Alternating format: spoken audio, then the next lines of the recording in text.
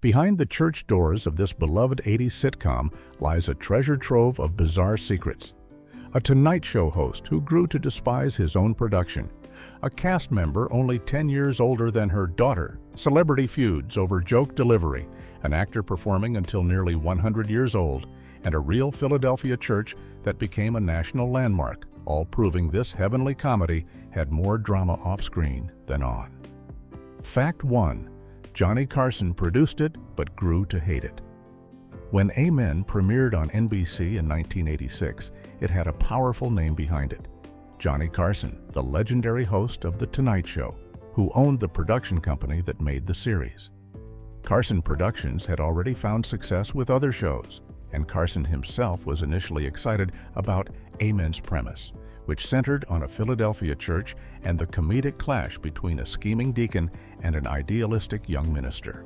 The show seemed like a perfect fit for NBC's Saturday night lineup, and Carson appeared genuinely enthusiastic about bringing this church-based sitcom to television audiences across America. However, according to an autobiography written by Henry Bushkin, who served as Carson's personal lawyer for many years, the relationship between Carson and the show's creator, Ed Weinberger, quickly became strained and contentious.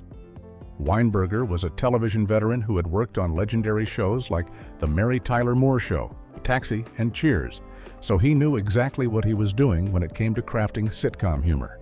The problem was that Carson, despite his decades of experience in live television comedy on The Tonight Show, kept disagreeing with Weinberger about which jokes would work and which wouldn't land with studio audiences. Carson believed certain jokes in the scripts wouldn't score with viewers. But Weinberger would patiently explain that situation comedy delivers humor differently than live television, which was Carson's specialty and comfort zone. As Weinberger's instincts proved correct and Amen became a genuine hit show with strong ratings, Carson eventually stopped arguing and left Weinberger alone to run things.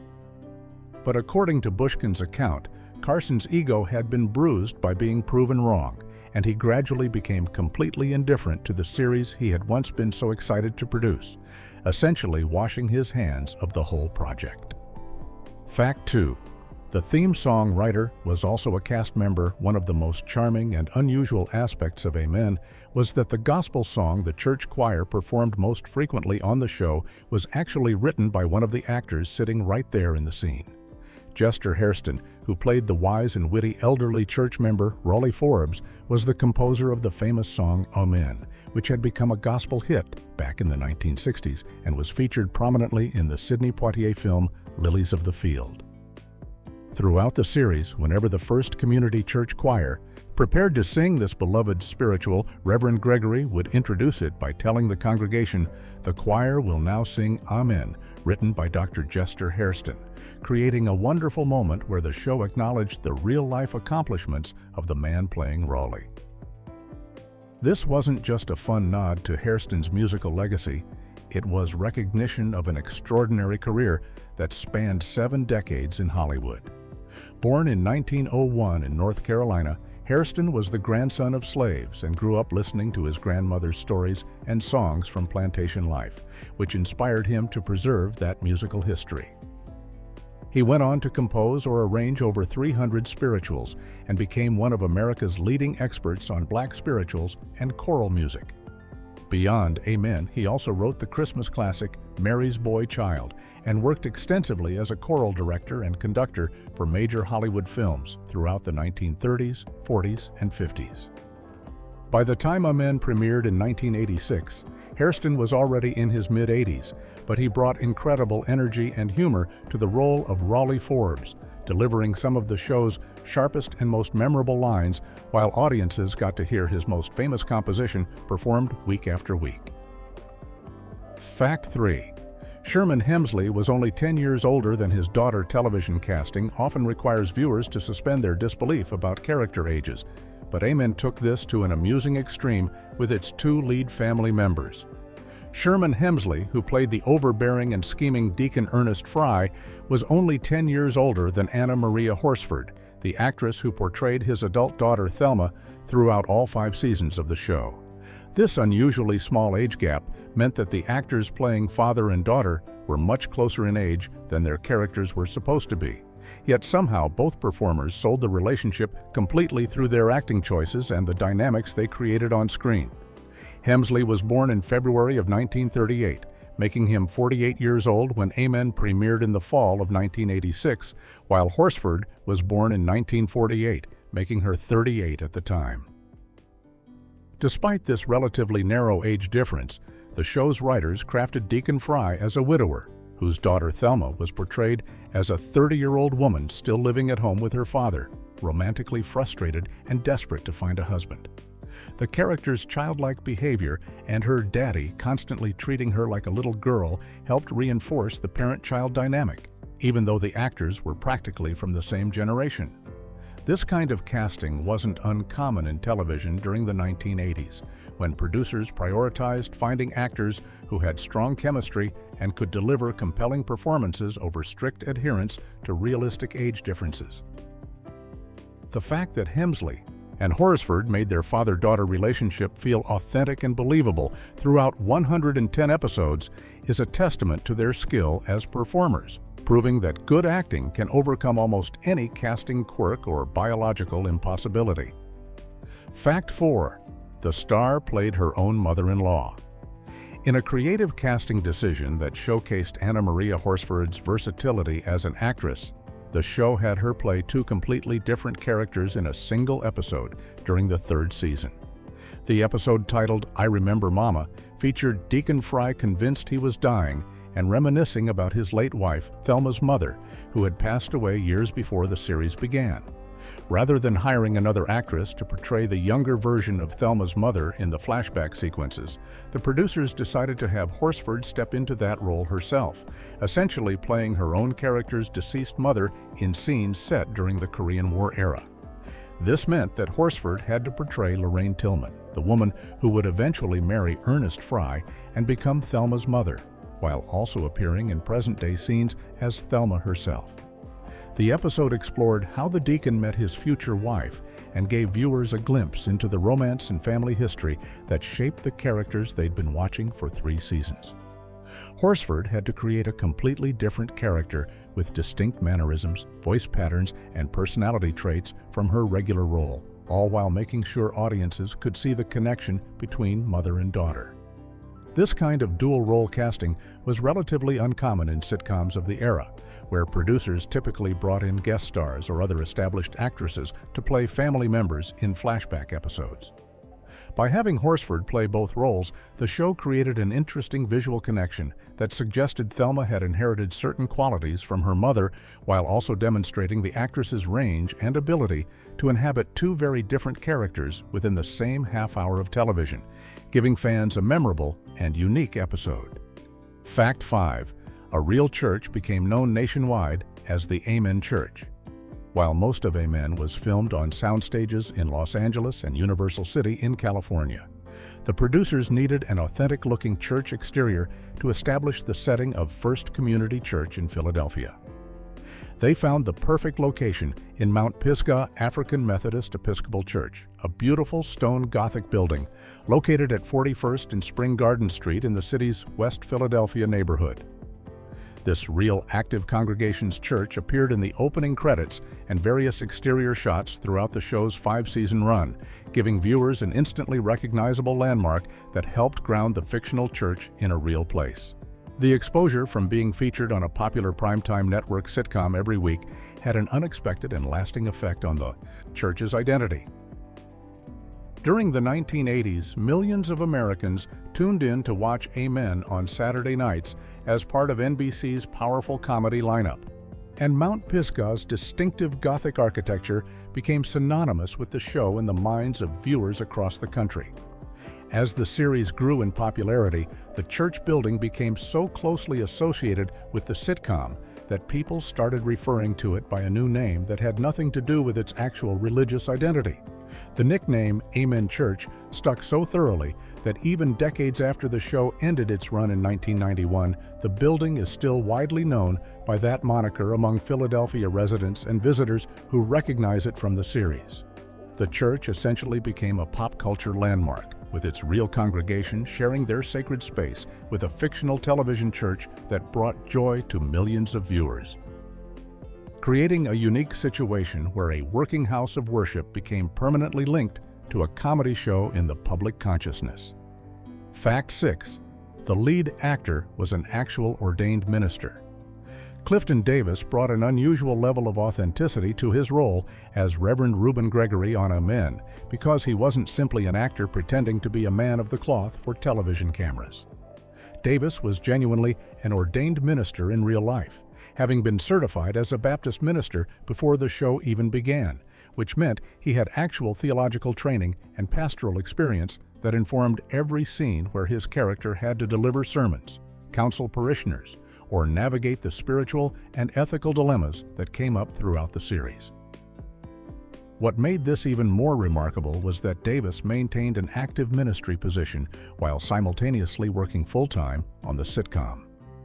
During the years Amen was in production, he served as the assistant pastor at the Loma Linda Seventh-day Adventist Church in California, balancing his responsibilities to a real congregation with his commitments to the fictional First Community Church of Philadelphia. This meant Davis was literally living a version of his character's life, dealing with actual church matters, preparing real sermons, and serving his community's spiritual needs during the same period he was portraying those exact activities on television every week. The show's producers recognized what a valuable asset this was, as Davis could bring genuine insight into how a minister would actually handle various situations, making his performance feel more grounded and believable than it might have been with an actor who had no connection to religious life. His dual role as both entertainer and actual spiritual leader gave the show a layer of credibility that audiences could sense, even if they didn't know the specifics of his background, helping Amen become the first truly successful sitcom centered on religion and church life in television history. Fact 7. Davis also wrote a Jackson 5 hit Long. Before Clifton Davis became known to television audiences as the earnest and kind-hearted Reverend Reuben Gregory on Amen, he had already made his mark in the music industry as a successful songwriter working for one of the most prestigious record labels in American history. During the early 1970s, Davis spent 5 years as a staff songwriter at Motown Records in Detroit, the legendary label that had launched the careers of artists like Diana Ross and the Supremes, Stevie Wonder, Marvin Gaye, and countless other soul and R&B legends who defined the sound of that era. While working in Motown's songwriting division, Davis penned what would become one of the biggest hits of 1971. He wrote "Never Can Say Goodbye" for the Jackson 5, the phenomenally popular group featuring a young Michael Jackson as lead vocalist. And the song became a massive chart success that showcased the group's trademark blend of youthful energy and emotional depth. The track resonated with audiences around the world and helped cement the Jackson 5's status as one of the most important pop acts of the decade, all thanks to Davis's songwriting talents. This musical background added yet another dimension to Davis's already impressive resume, which included his ministry work and his previous television role on the 1970s sitcom That's My Mama. By the time he landed the role of Reverend Gregory on Amen in 1986, Davis had proven himself as a multi-talented performer who could write hit songs, act in successful television shows, and serve as a spiritual leader to his community, making him one of the most well-rounded and accomplished individuals working in entertainment during that period. Fact 8. The same character was played by 2 different actresses. Television shows sometimes need to recast roles when actors leave for other opportunities, but Amen handled one of these transitions in an unusually straightforward way that left many viewers scratching their heads. The character of Leola Henderson Forbes, who was the love interest and eventual wife of Jester Hairston's character Raleigh Forbes, was originally portrayed by actress Rosetta Lenoir, starting in the show's 2nd season in 1987. Lenoir brought warmth and charm to the role, creating a sweet romantic storyline that gave the elderly Raleigh character some of the show's most tender moments over 2 seasons of episodes. However, after the 3rd season wrapped in 1989, Lenoir received an offer she couldn't refuse to join the cast of Family Matters, a brand new ABC sitcom that would go on to become one of the most successful family comedies of the 1990s. She accepted the role of Estelle Winslow, affectionately known as Mother Winslow, the wise and sassy grandmother who became one of that show's most beloved characters. This meant Lenoir had to leave Amen, creating a casting problem for the producers who still wanted to feature the character of Leola in future episodes. Rather than writing the character out of the show or acknowledging the change in any way, the producers simply hired veteran actress Montrose Higgins to step into the role for the final 2 seasons. Higgins, who had been a 4th-grade teacher before becoming an actress and was actually a longtime friend of Rosetta Lenoir in real life, took over playing Leola without any explanation being offered to viewers, and the show continued as if nothing had changed at all. Fact 9. A running gag. Involved literally throwing out a child. Starting in the 3rd season when the character was introduced in 1988, Amen featured one of the most memorable and physically comic recurring bits in sitcom history involving a precocious young neighborhood boy. Chris, played by child actor Tony T. Johnson, was Deacon Fry's next-door neighbor who would frequently show up at the Fry household unannounced, usually wandering in through an unlocked door or simply appearing in scenes without any greeting or invitation. The character was written as an unusually outspoken and clever kid who had no filter whatsoever when it came to making observations about the adults around him.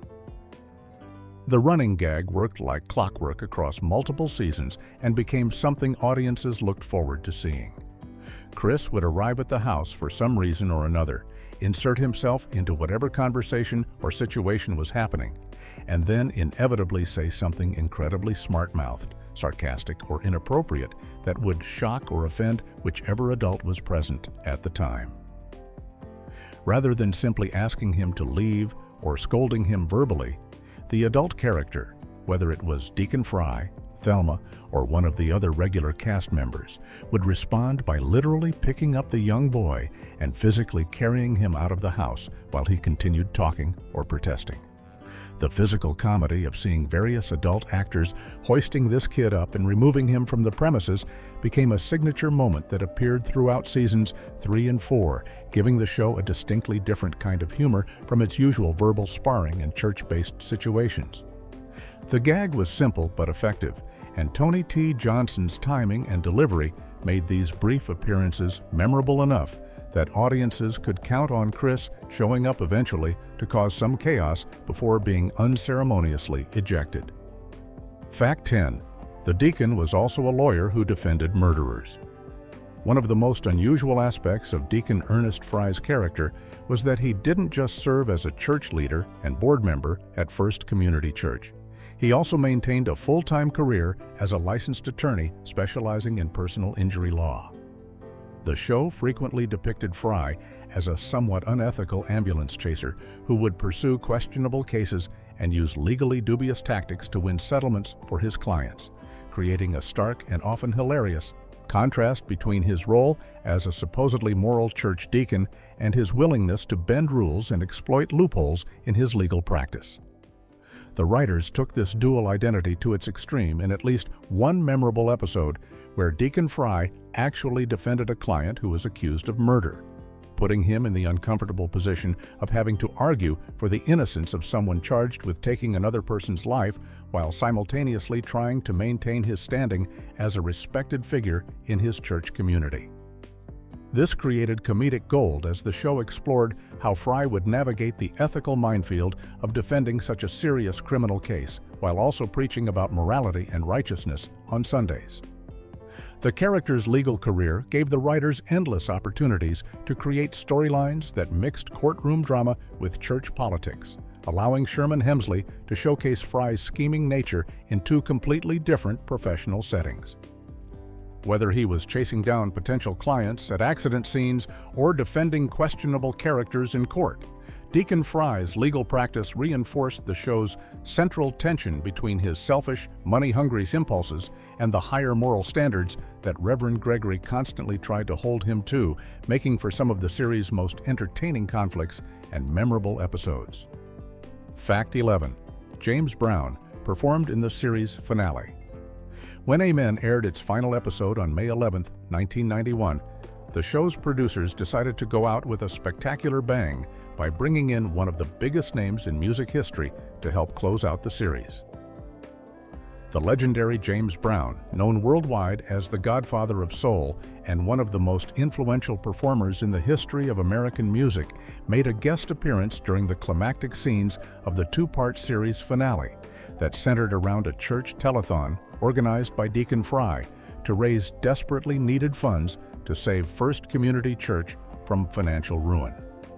The finale's plot involved Deacon Fry staging an elaborate fundraising telethon with various performances and attractions, and at the height of the event, James Brown himself appeared to perform his iconic 1965 hit, delivering an energetic rendition complete with his famous dance moves and showmanship that had made him a superstar for decades.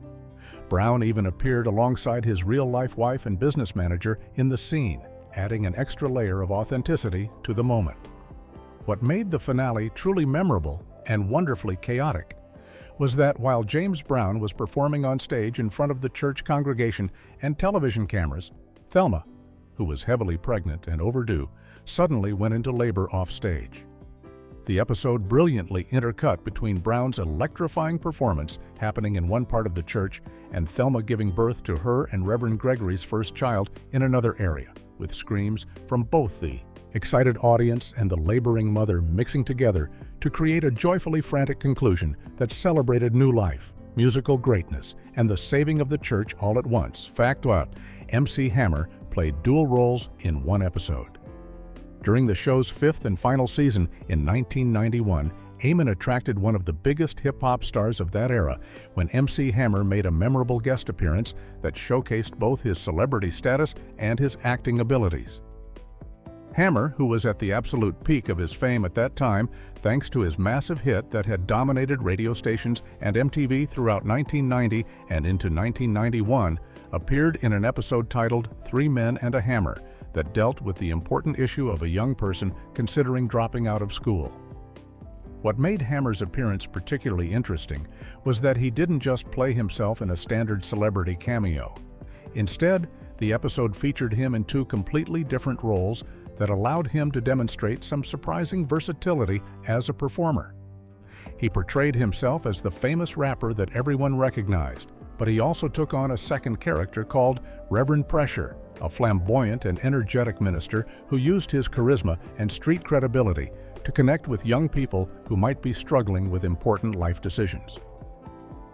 The episode focused on Clarence, the young street kid character who had been introduced in the final season as Deacon Fry's protege, and his contemplation of leaving school before graduating. Both versions of Hammer, the celebrity and the fictional Reverend, worked together in the storyline to encourage Clarence to stay in school and complete his education, with Hammer even performing some of his signature dance moves to drive home the message. The episode became one of the most talked about installments of the final season, capturing a specific moment in early 90s pop culture when Hammer's influence extended far beyond just music into fashion, dance, and positive social messaging.